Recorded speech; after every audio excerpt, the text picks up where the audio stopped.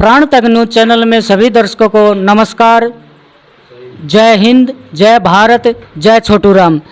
साथियों, आज शहादत दिवस है और इस शहादत दिवस पर हम खास बात करेंगे भगत सिंह, राजगुरु सुखदेव और तमाम शहीद जो भारत देश की आज़ादी, क्रांतिकारी विचारधारा के जो लोग थे वो शहीद हुए।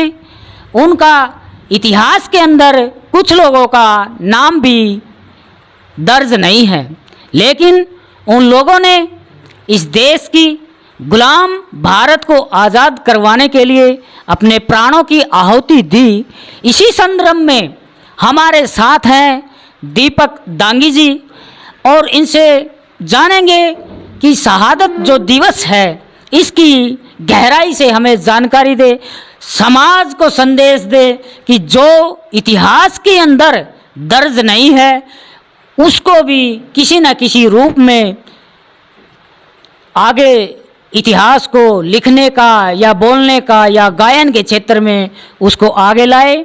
और दीपक दांगी जी से यहाँ पर आज ये जो गुरु घर है बलियाली का और यहाँ पे जो लाइब्रेरी चल रही है स्टूडेंटों के, इसमें यहाँ पे पधारने का धन्यवाद करते हैं। नमस्कार भाई साहब। नमस्कार जी भाई साहब। तो सर, आज शहादत दिवस है तो इसमें सबसे मेन नाम लिए जाते हैं भगत सिंह, राजगुरु, सुखदेव, तीनों का लिया जाता है। तो सर, शहादत जो दिवस है इसके तो पूरे देश के जो क्रांतिकारी साथी हुए हैं उसमें लाखों लोग हो सकते हैं, तो उनका कहीं नाम दर्ज नहीं है। देखिए, लाखों लोग हैं, 3,32,000 के लगभग तो ऑन रिकॉर्ड बताए गए हैं जो अंग्रेजों ने अपने उसमें कबूल किए हैं। कितने लोगों को हमने फांसी तोड़ा है, बहुत से साथी गुमनाम मौत मरे हैं, लेकिन जो देश आज़ाद हुआ है उसमें सभी का योगदान है, बराबर का योगदान है। हम तो कुछ ही चेहरों को जानते हैं, बाकी ज़्यादा लंबा चौड़ा तो हम नहीं जानते इसके बारे में।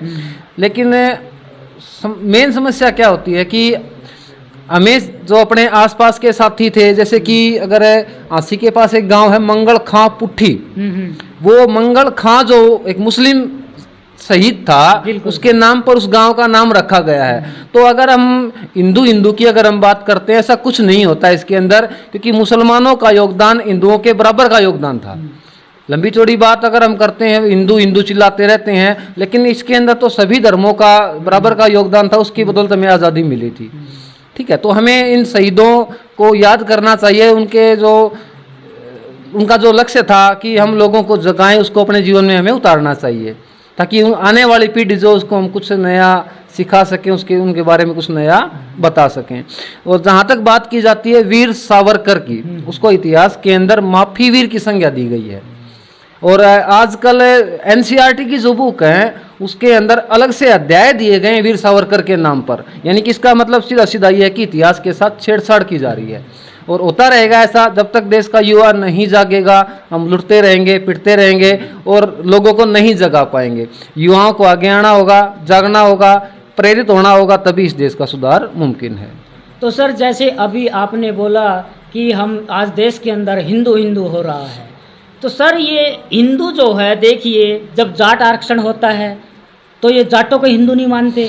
जब एससी एक्ट का मामला आता है SC ST को हिंदू नहीं मानते।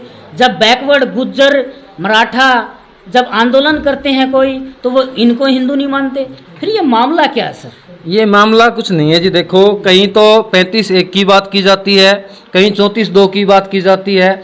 ठीक है, हम सारे भाई हैं, मिलके रहेंगे।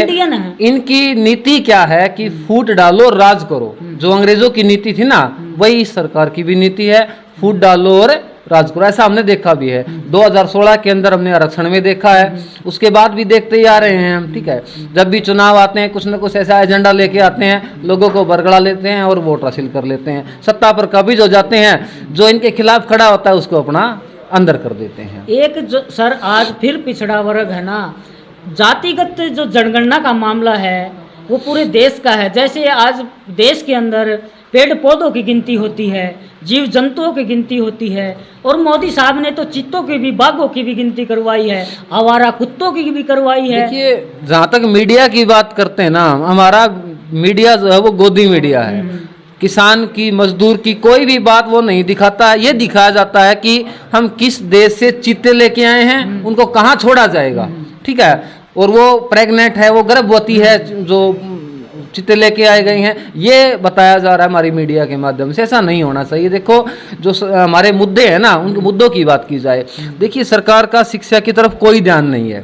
स्कूलों को मर्ज करना क्या समाधान है किसी चीज़ का?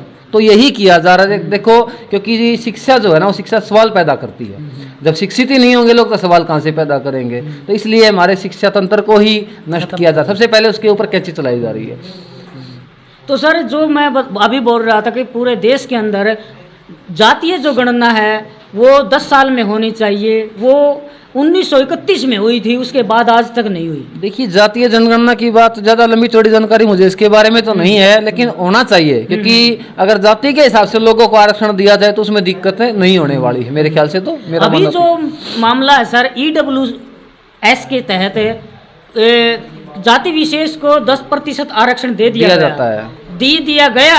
हाँ। पूरे भारत देश के अंदर यूपी गवर्नमेंट ने सबसे पहले लागू किया, उसके बाद हरियाणा गवर्नमेंट ने लागू किया। हाँ, लेकिन जब जाट समाज, गुज्जर समाज, यादव समाज, मराठा समाज यदि अपना अधिकार मांगता है, 27% है जो मंडल कमीशन है, वो भी उनको नहीं दे रहे, उनको लाठियां देते हैं। देखिए, मंडल कमीशन की बात जहाँ तक हम करते हैं ना, मंडल कमीशन के अंदर किसान कमेरी जातियां आती हैं 4, जाट, अहीर, गुज्जर और राजपूत, ठीक है। राजपूत तो जनरल कास्ट में आते हैं, अहीर गुज्जर को बैकवर्ड क्लास के अंदर मतलब आरक्षण प्राप्त है, ठीक है।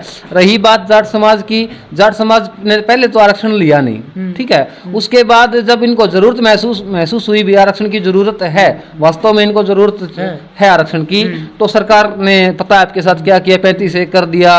सरकार के सामने उसको जातियों का आपस में लड़ा भिड़ा कर उनको अपना मतलब सिद्ध कर लिया उन्होंने अपना, ऐसा मान सकते हैं, ठीक है। अगर जातीय जनगणना की बात होती है तो उसे में सरकार के पास एक आंकड़ा होगा कि कितनी जाति के कितने लोग हैं, अगर उसके आधार पर आरक्षण दिया जाए तो कोई दिक्कत वाली बात नहीं मेरे ख्याल से। तो आप आज शहादत दिवस के ऊपर आप अपने नौजवान युवा साथियों को क्या संदेश? देखिए, नौजवान साथियों की बात जहाँ तक है, हम तो लोगों को यही कहना चाहेंगे कि जो भगत सिंह, राजगुरु, सुखदेव, बटुकेश्वर दत्त है, सुभाष चंद्र बोस जी हैं, तो उनके विचारों को अपने जीवन में उतार पाएं, ताकि हम आने वाली पीढ़ी को भी कुछ सिखा सकें, कुछ नया बता सकें। प्राण तक चैनल को देखने वाले सभी दर्शक आज इस दिन, इस शहादत दिवस को एक खास दिन बनाइए और बाबा साहब के संविधान को साथ में मानकर और भगत सिंह की जो किताब है, जो जेल की डायरी है, उसके पढ़िए। और जय हिंद, जय सलाम।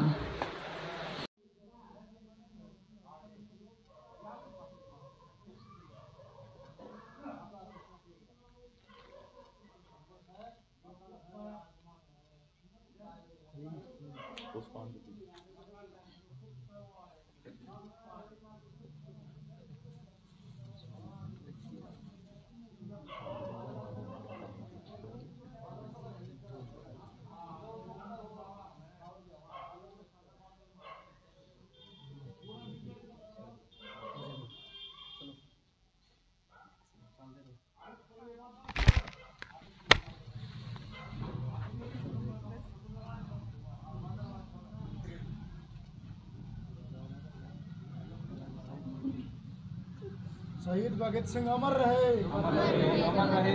शहीदों तुम्हारे सपनों को साकार करेंगे, मंजिल तक ले जाएंगे। शहीदों तुम्हारे सपनों को मंजिल तक ले जाएंगे। शहीद अमर सिंह भगत सिंह अमर रहे, शहीद भगत सिंह अमर रहे।